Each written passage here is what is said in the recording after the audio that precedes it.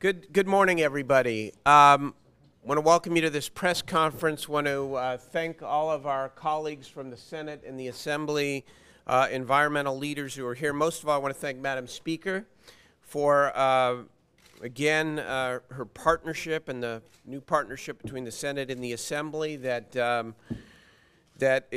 really on the verge, we think, of accomplishing great things for California. The purpose of today's press conference and event was to announce that we intend to green the bottom line. We're here today to announce an effort to green California while also creating tens of thousands of jobs in the process. We've heard a lot over recent weeks about economic stimulus. Well, we know that in 2006 that voters passed the historic infrastructure bond package, which included billions of dollars to clean up brownfields, to build mass transit, to make state buildings more energy efficient, and other programs that will enhance California's environment. There is no better time to move that money than in the midst of a struggling economy.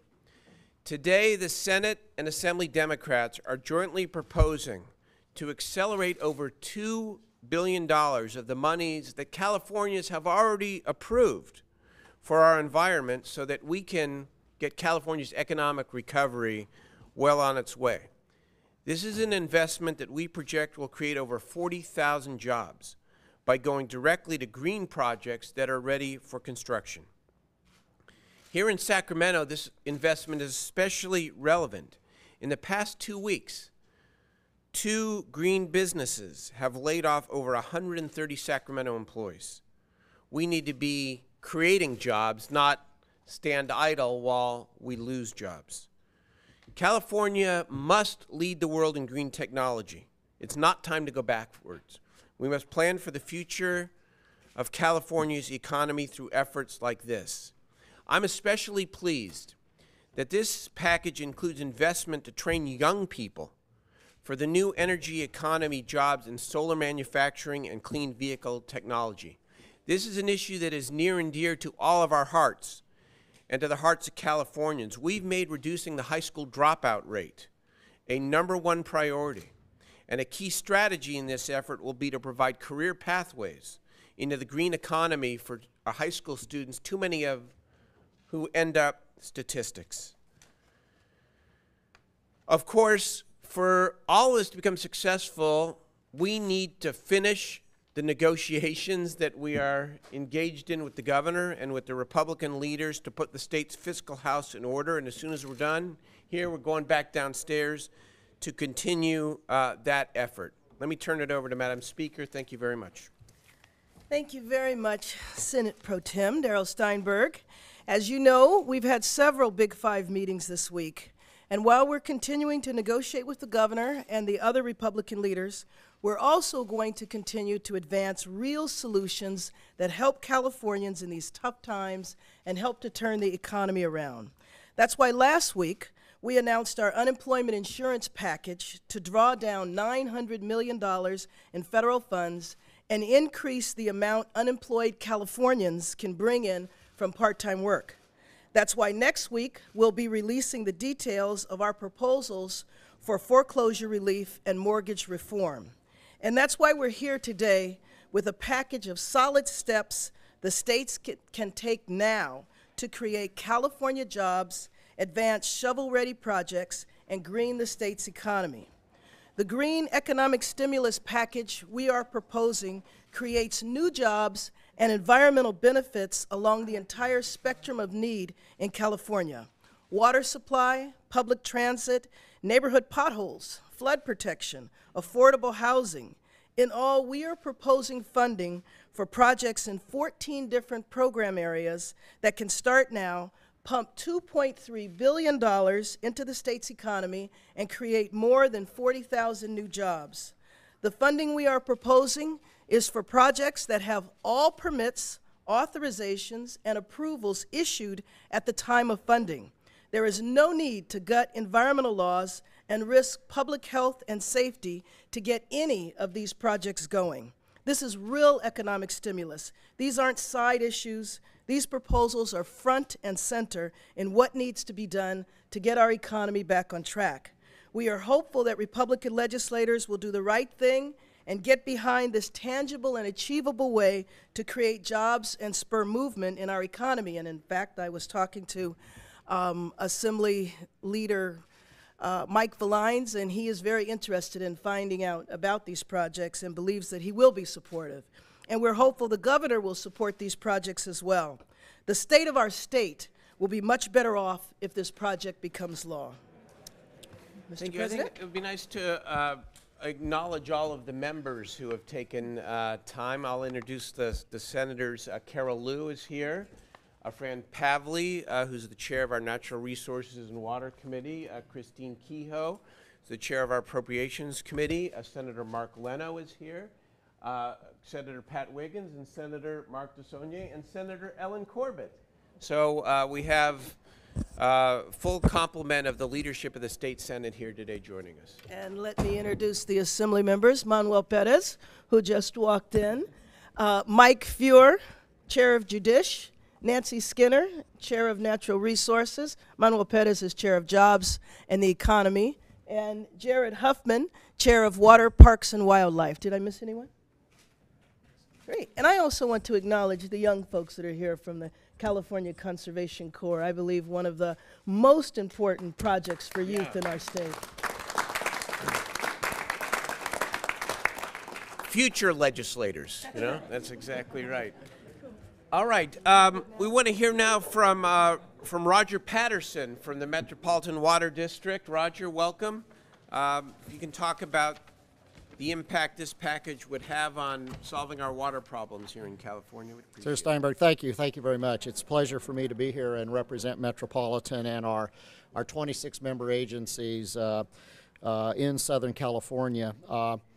As we all know, California's water supply is becoming increasingly critical because of the dry weather conditions we are experiencing, as well as the problems in the Sacramento-San Joaquin Bay Delta.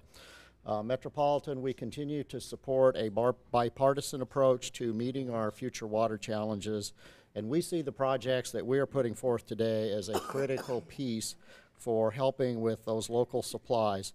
We're very pleased that we've worked with all of our member agencies. Specifically, I would mention the City of Los Angeles. And given the national and statewide interest in shovel-ready projects that can create jobs as well as promote a healthy environment, Metropolitan and its member agencies have identified 150 such projects in our service area that we believe would lead to the creation of about 12,000 jobs. Because of these increasingly complicated problems with the water supply in the state, our board is considering how we're going to meet these challenges in the future and may very well be looking at water rationing in Southern California for the first time since 1991. So we believe these projects will help us deal with the situation we're faced with. I'd be happy to provide more information to folks, but we certainly appreciate the leadership on this and are glad to participate.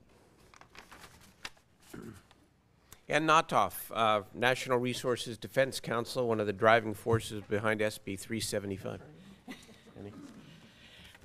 Good morning. And NRDC, along with the California environmental community, thinks, you know, all of us in California care about the health of our economy, and we care about the importance of getting a good budget going so that we can get good projects going.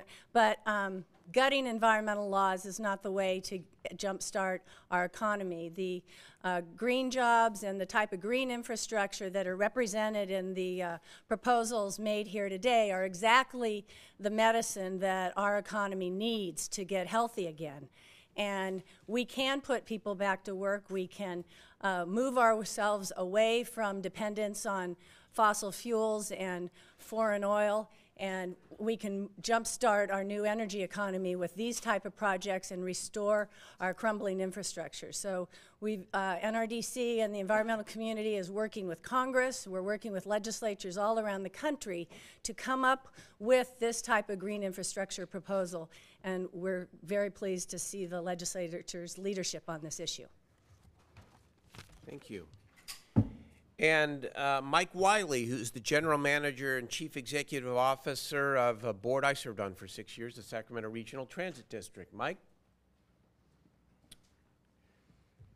Thank you very much, and it's indeed a pleasure for me to be here today to support this vision and this measure that will provide expanded transit services throughout the entire state.